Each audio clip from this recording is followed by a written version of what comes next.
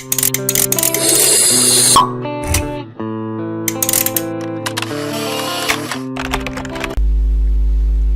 Viewers, welcome to my channel. আমি মোহাম্মদ হাবিবুর রহমান, হাবিব 360 চ্যানেলের পক্ষ থেকে আপনাদেরকে অনেক অনেক শুভেচ্ছা জানিয়ে শুরু করছি আজকের নতুন একটি টিউটোরিয়াল। আমরা সবাই মোটামুটি ওয়াইফাই সম্বন্ধে জানি এবং অনেকে ইউজও করি।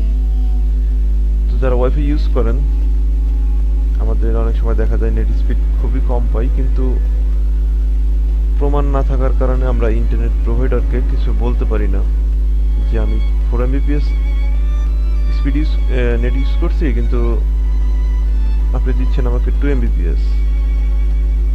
তো সেই জন্যই আমি আজকের এই ভিডিওটি করছি। আশা করি আপনাদের এটা অনেক কাজে আসবে। সেজন্য আমরা চলে যাবো একটি ব্রাউজারে। আমি গুগল ক্রোম ওপেন করতেছি।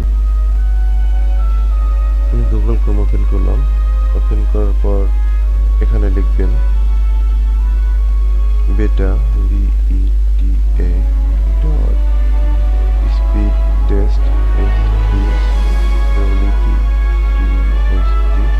Dot net.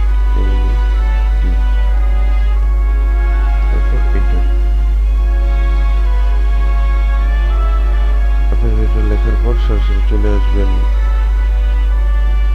এখানে। ইন্টারভিউ দেখতে পাবেন। দেখার পর এখানে ক্লিক করবেন গো। প্রথমেই টেস্ট হবে আপনার ডাউনলোড MBPS, তারপর আপলোড MBPS।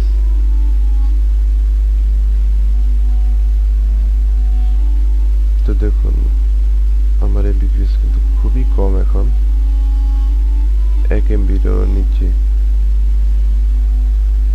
এভারেজ 1 MB আছে স্পিড ডাউনলোডের জন্য।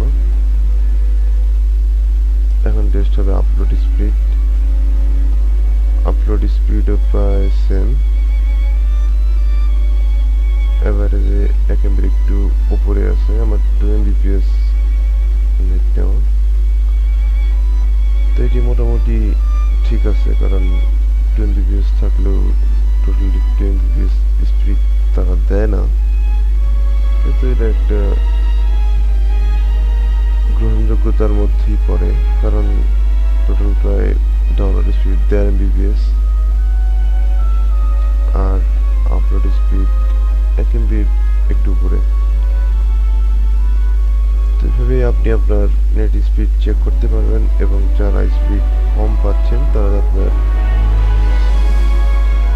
ইন্টারনেট প্রোভাইডারকে ধরতে পারবেন এবং বলতে পারবেন যে আমি নেট স্পিড কম পাচ্ছি। এই ছিল আজকের টিউটোরিয়াল।